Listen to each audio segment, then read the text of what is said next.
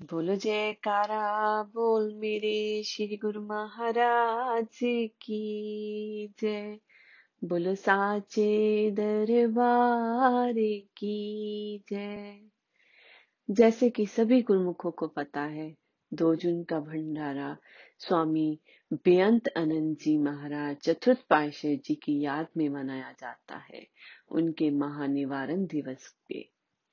और इस दिन सभी गुरुमुख श्री प्रयाग धाम आनंदपुर में पहुंचकर श्री चरणों में बैठकर चतुर्थ पातशाही जी गुरु महाराज जी की बताई हुई सीख पर चलते हुए उनको याद करते हुए आगे बढ़ते हैं। गुरुमुखो, हमारे चतुर्थ पातशाही जी श्री गुरु महाराज जी का नाम बेअंत आनंद है, और जैसा उनका नाम है बेअंत मीन्स जिसका कोई अंत नहीं होता, इसी तरह हमारे परमहंस दाता दयाल जी की रहमतों का भी अंत नहीं है।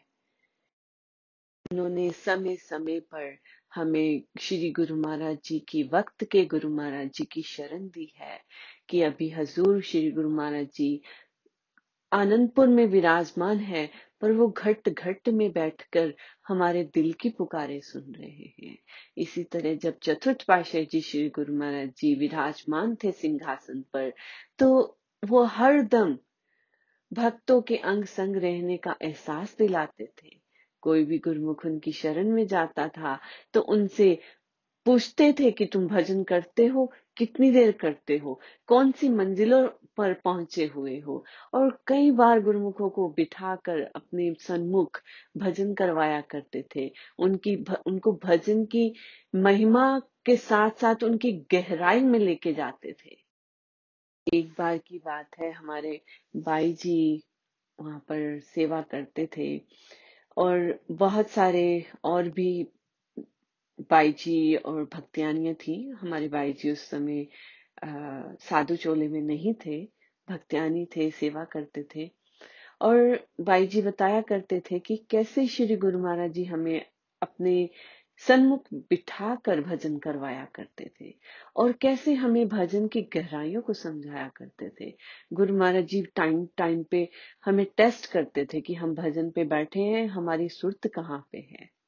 कभी कभी तो वो श्री गुरु महाराज जी जानबूझकर आकर किसी न किसी चीज से हमें टच करते थे कि पता चले कि ये सच में ध्यान में डूबी हुई है कि जस्ट बैठने का नाटक कर रहे हैं। कि श्री गुरु महाराज जी फरमाया करते थे कि आपको सुई की नोक के बराबर भी नहीं पता चलना चाहिए कि किसी ने आपको टच किया है। इतना एहसास भी नहीं होना चाहिए।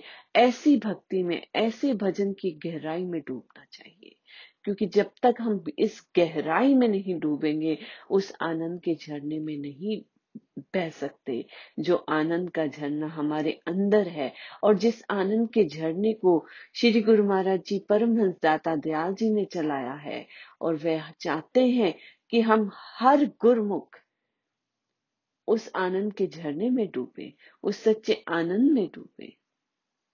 एक बार श्री दाता दयाल जी चतुर्थ पातशाही जी श्री गुरु महाराज जी जब सिंहासन पर विराजमान थे, तो उस समय पकोड़ों का प्रसाद बनाया गया, और श्री गुरु महाराज जी ने सबको पकोड़े बांटे।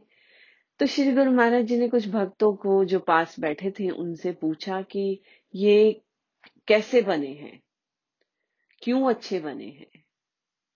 तो एक भगत जी ने बताया कि इसमें अच्छा नमक मिर्च बराबर है, इसलिए अच्छे बने हैं। दूसरे ने कहा कि ये अच्छे क्रिस्पी हैं, इसलिए अच्छे लग रहे हैं। हर किसी ने बोला अपने अपने हिसाब से कि इसमें क्या है क्या नहीं है, तो उसके हिसाब से ये अच्छे लग रहे हैं या नहीं अच्छे लग रहे हैं। तो फिर श्री गुरु महाराज जी ने समझाया कि इन पकोड़े बनाने की क्रिया में जो मटेरियल था उसने अपने आप को तपाया उस तेल में कि वो पकोड़े का टेक्सचर बन सके, जो क्रिस्प बना है। तो जब हम उसको खाते हैं तो आनंद में होते हैं। अगर कोई रॉ मटेरियल, कच्चा मटेरियल लाके हमें दे दे कि तो कोई नहीं पसंद करेगा।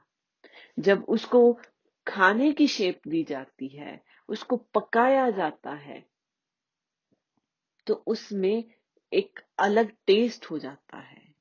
तो इसी तरह हमें अपने आप को भी इस दुनिया में रहकर पकाना है, तपना होगा। श्री गुरु महाराज जी फरमाते हैं, जब तक हम तपेंगे नहीं, जब तक हम उस गहराई को समझेंगे नहीं, हम इस भजन बंदगी को भी नहीं समझ सकते। कहने को तो हम गुरुमुख हैं, पर उस गहराई को नहीं समझते। उस गहराई को समझने के लिए हमें सतगुरु दाता दयाल जी की बताई हुई सीख पे चलना चाहिए, और जो उन्होंने हमें समझाया है उस पे चलना चाहिए। जैसे सब गुरुमुख जानते हैं कि चतुर्थ पातशाही जी श्री गुरु महाराज जी कैसे सेवा भक्ति के तत्पर रहते थे।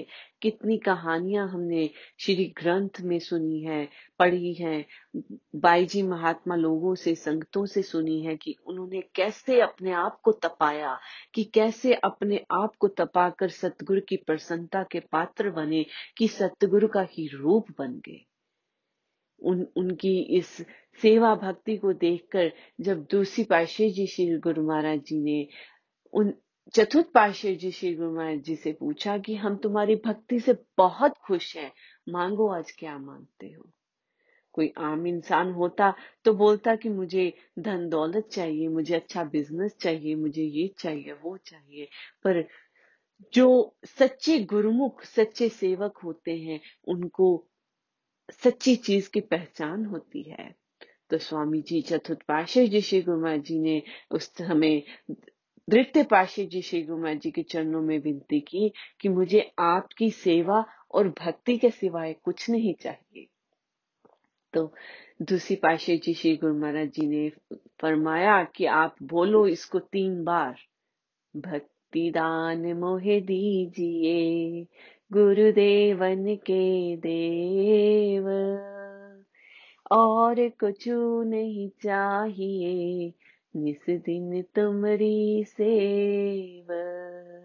भक्ति दान मोहे दीजिए गुरुदेवन के देव, और कछु नहीं चाहिए निस दिन तुमरी सेव।